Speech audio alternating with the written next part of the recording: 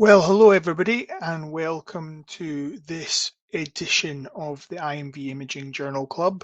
It's January 2024. Happy New Year. I hope everybody's had a good festive season and is ready for some CPD and learning in the new year.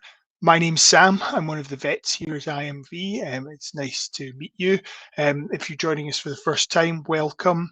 And today's Journal Club are going to be looking at a paper that I've chosen. So if you're new to the Journal Club, I always like to have a quick run over how things work. So every month, one of the IMV team will choose a recent journal article or a critically appraised topic. We'll have a look at the paper. We'll give our thoughts. It's not just about what we think. Our sort of interpretation isn't definitive.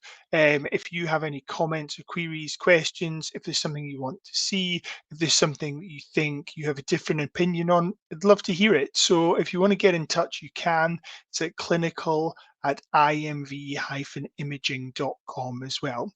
But look out for future presentations. As I said, every month there's something new, something different, always something interesting.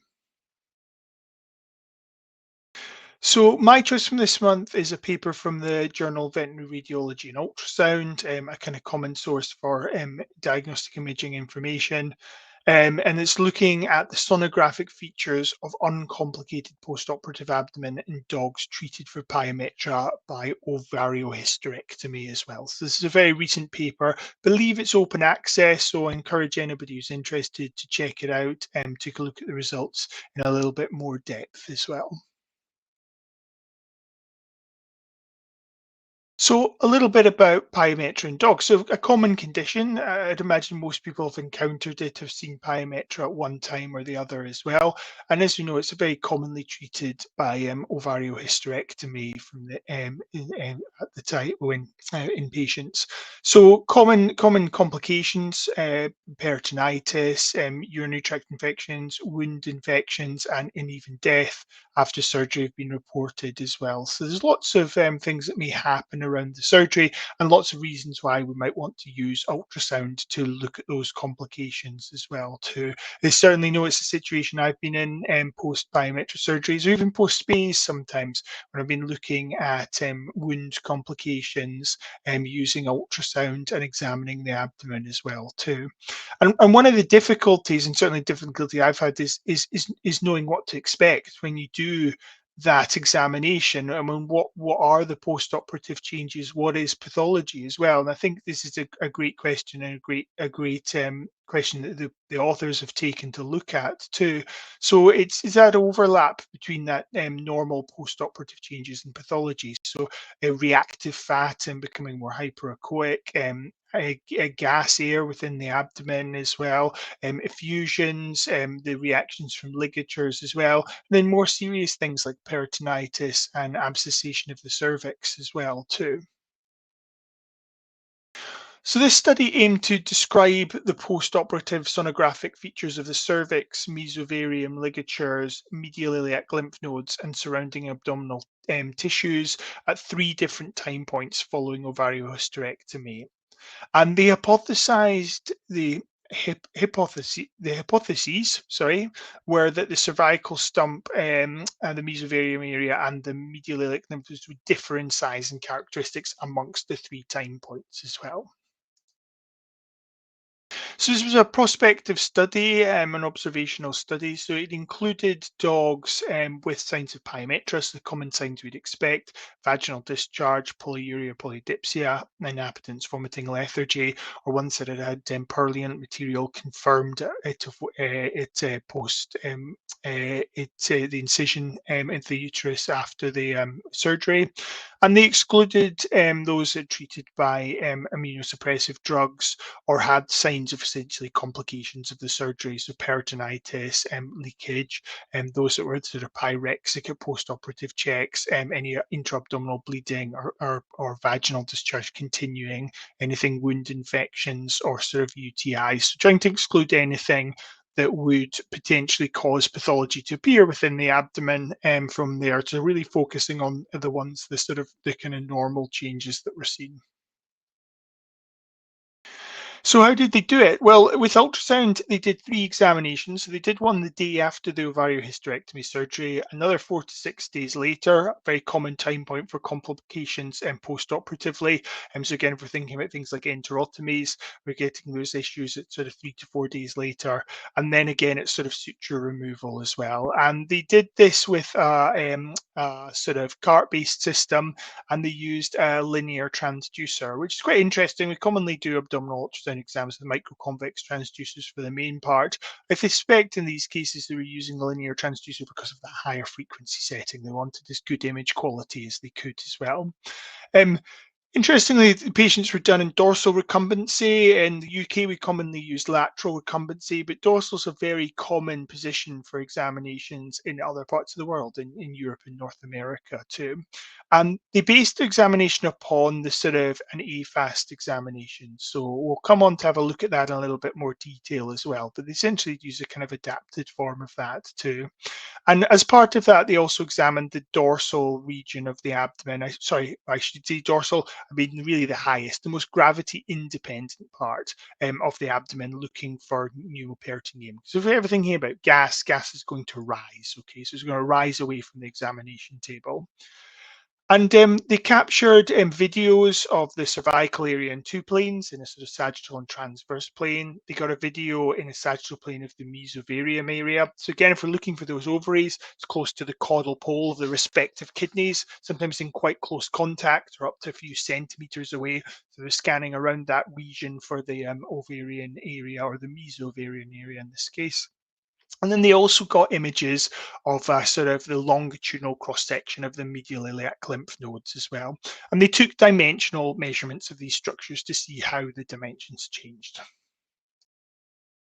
So just going back to the AFAST examination, a point of care examination of the abdomen is sort of technique that's kind of commonly used. What I've popped on the screen just now is this is just one of the posters that's freely available. If you're interested in point of care examinations, you want to know a little bit more, this just provides a bit of a summary of the technique. But essentially what we're going to be doing is you're examining four sites of the abdomen. So you're commonly examining at the start the diaphragmatico-hepatic area, so close to the xiphisternum, just looking at the diaphragm area and the area around the liver lobes for signs of free fluids.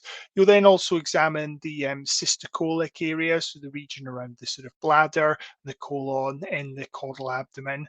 And depending on the way the patient's positioned, whether it's standing or in lateral recumbency, you can then also, it will normally include one of the regions of one of the kidneys on the side that you're examining, so what's known as the splenorenal or hepatorenal view, looking around the kidney region, and then also the umbilical region, so looking at the more gravity dependent part of the abdomen from the side you're examining. So you use those four sites, and a common thing that people will do is give a fluid score to that. So depending on whether free fluid is present in any one of those sort of four sites, you give a score of 1, and it gives you a bit of an idea, a sort of semi-quantitative way of just monitoring the changes in fluid over the time. So very useful and repeatable technique for patients that are hospitalized in trauma situations as well, and a very quick way of gauging how much free fluid there is in parts of the abdomen too.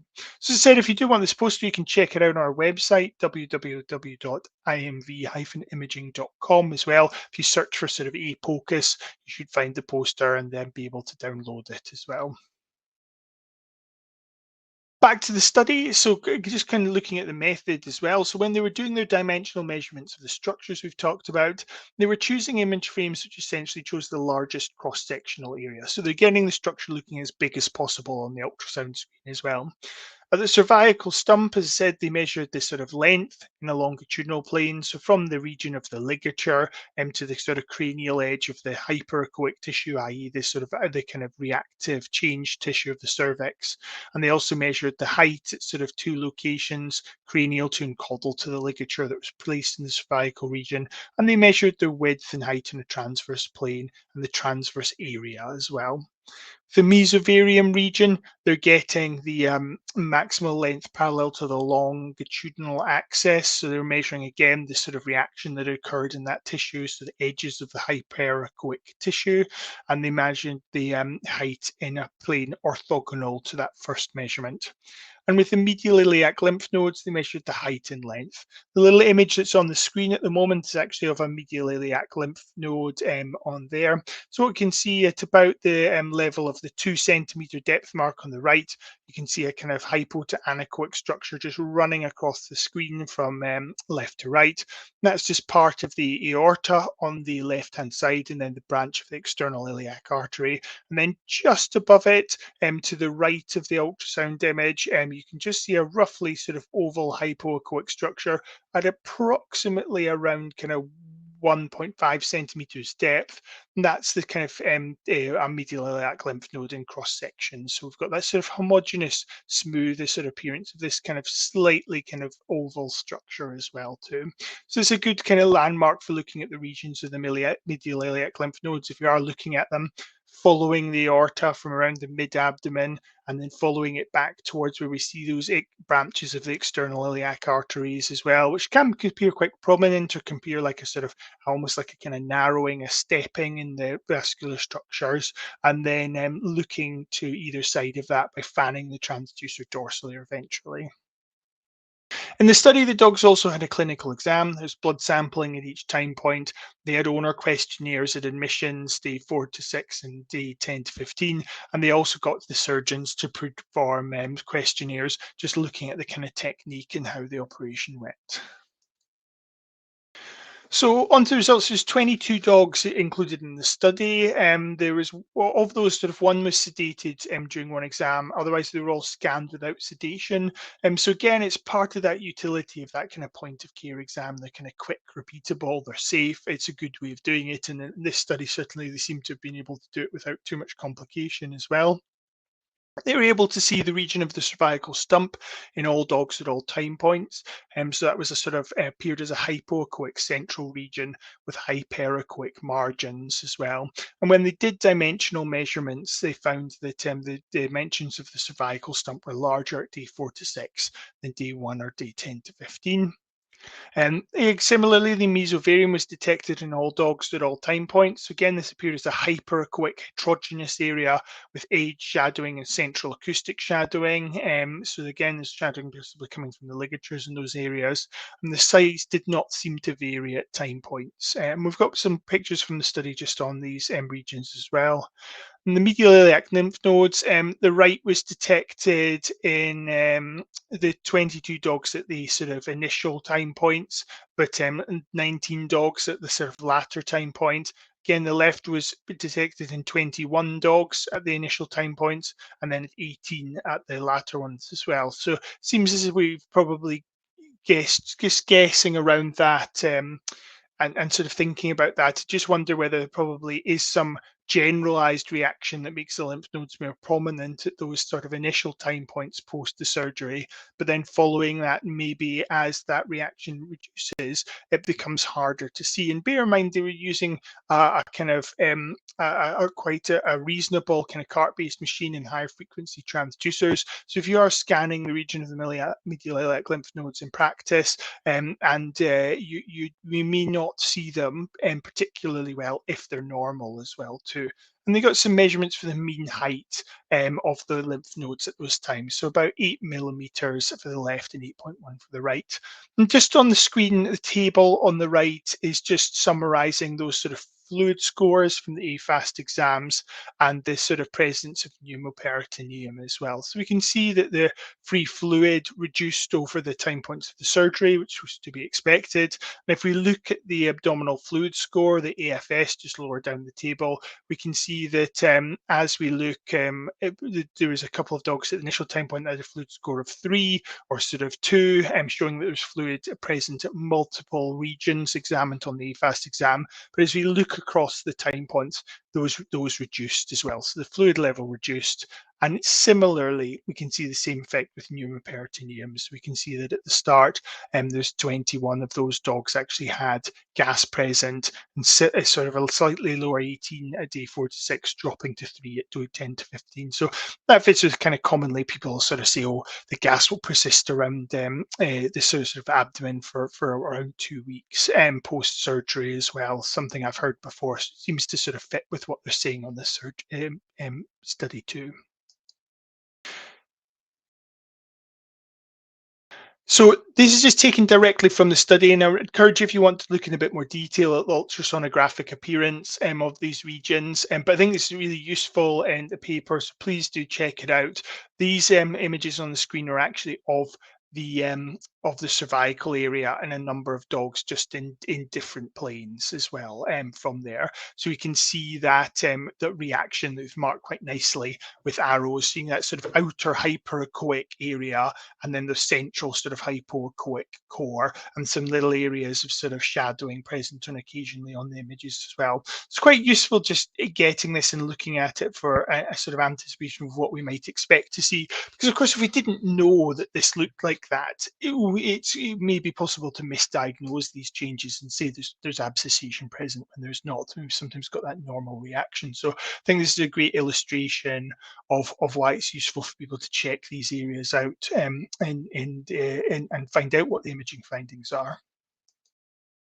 Similarly, with this sort of mesovarium area, again, it's just showing this sort of reactions, that kind of hyperechoic heterogeneous reaction with those areas of shadowing as well. And you can see it on the images. You can also see that caudal pole of the kidney just creeping in to the left eye cranial to the reaction on a lot of the images here as well. And you can just see the changes over the time points as well with the reaction too. So again, really useful just being able to demonstrate that reaction in the mesovarium and those shadowing areas from sutures and other changes too.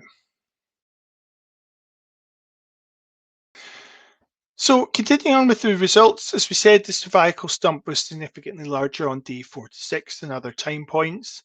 The mesovarium and medial lymph nodes did not differ significantly, although the height of the medial lymph nodes tended to decrease post-surgery, and the height was generally slightly greater than reported, which would fit with some reaction, some lymphadenopathy that's there and then is resolving too.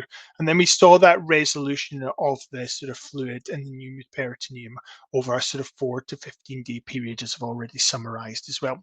So the table on the screen is just showing some of those dimensional measurements of the different at different time points, and then the sort of statistical significance of those, the p-value as well. So as we said, the main one that was significant was that variation in the cervical stump as well, but the others didn't change too much.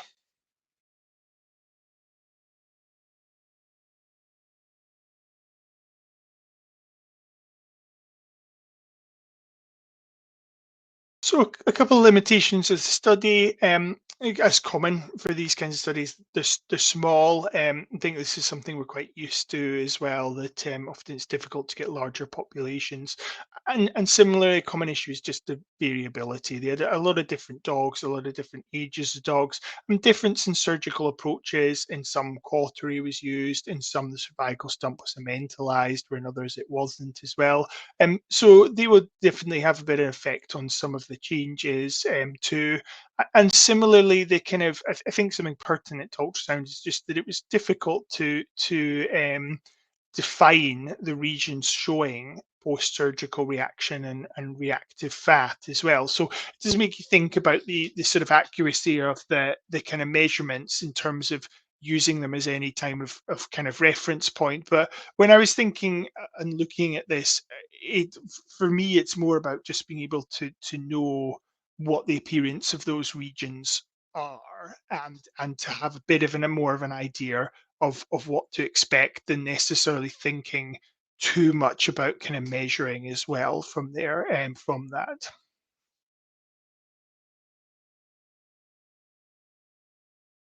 So what did I think about the paper? I thought this was it was a good sort of straightforward study. As I've said and I've mentioned already, I think it's really useful to see these documentation of these post-operative changes. Certainly myself, I've been in the situation where I've had dogs post pyometra surgery, ovariohysterectomy, I should say, or even just post a routine spay, and there's been a reason to scan them, and whether that's a kind of wound reaction or some other complication, and just getting a bit of an idea of what those sort of post-operative changes could be, like what might we see at the sort of mesovarium area, what might we see at the cervical stump, what would we expect from the lymph nodes. It's very useful just to be able to do to sort of get some of this information and get a bit of an idea. So definitely encourage anybody who's interested, maybe check out the paper, have a look at the images in more detail, and go forward from there. And yeah, I think remember that ultrasound is a really useful tool in your kind of arsenal post-operatively for these diagnoses. I think this is part of me. I think for a while I always used to be slightly wonder about doing it because of people would talk about the presence of air and kind of gas within the abdomen, and the fact that we know that causes reverberation artifacts, and what will we sort of see. And even with that, we can see we're achieving some great images of these regions as well. So I think it's to be able to understand, oh yeah, we're going to see gas, and we will see it at that gravity independent region, but we would expect it to reduce in the way that's been demonstrated, and we can still look at these other areas, look at these reactions, and got something to compare it to as well. So that's it. Thank you for listening. It's just a rapid run through of the paper. As I said, always encourage anybody to check it out. Is from there. Do you agree with me? Do you think the same? Do you think something different? As I said, we're always happy to hear from you. If you want to get in touch, the email address is on the screen at the moment, clinical@imv-imaging.com, or you can pop any questions into the question box on the screen. So it's a little kind of question mark speech bubble icon as well, and that will reach us too from there. But I hope you've enjoyed it. I hope it's highlighted something that you found interesting as well, and maybe wants you to investigate a bit more. If you do find out any more, again, please let us know as well. But as I said, my name's Sam, and I hope you've enjoyed the presentation. Do check out our other resources, lots of free posters, guides, journal clubs on our website, or you can check out our Facebook groups as well, and we'll maybe run into you in the future. Okay, thank you. Goodbye.